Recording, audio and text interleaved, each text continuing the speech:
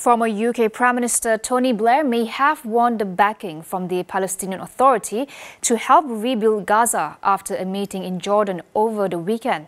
But US President Donald Trump says he's not yet sure if Blair would be acceptable to all sides, without naming which leaders could have a say. Dr. Rowena Abdul Razak from the University of London comments on Blair's potential role in Gaza's reconstruction amid criticism over his role in the Iraq War.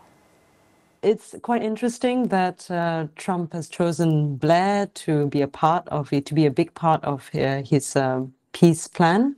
Not surprising, given Blair's reputation and experience in the Middle East.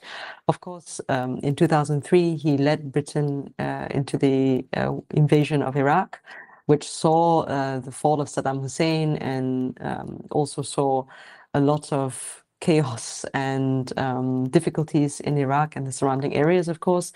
But yeah, it was an important moment for Britain's involvement in the Middle East, and probably Trump saw that as a benefit because it shows Blair's experience, good and bad, of course.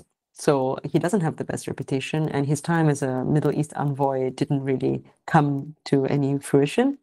Yeah, didn't really do much. So he doesn't have the best reputation. Also, close relations with Israel, pro-Israeli figures in the US, alignment with the Bush presidency.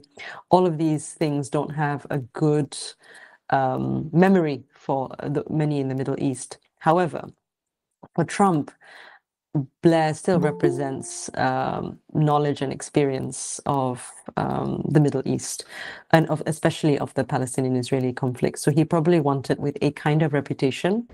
Rowena added that any meaningful rebuilding must also give Palestinians a stronger voice in shaping Gaza's future.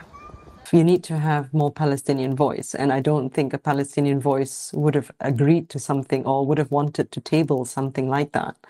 I think everyone obviously wants the war to end, the genocide to end, the humanitarian aid to come back in. You know, everyone wants this, but this kind of long-term proposal done now that they're trying to push forward is not necessarily helpful for the Palestinians. And if they did give in to this, I'd be very surprised.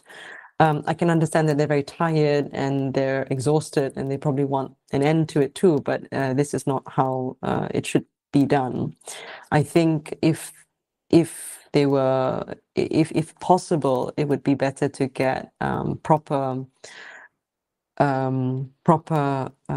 representation from Hamas, Palestinian Authority, have it in an Arab country like Qatar.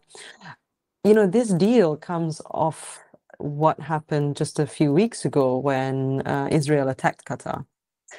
So we can already see that you know, this is a deal that's not done in good faith.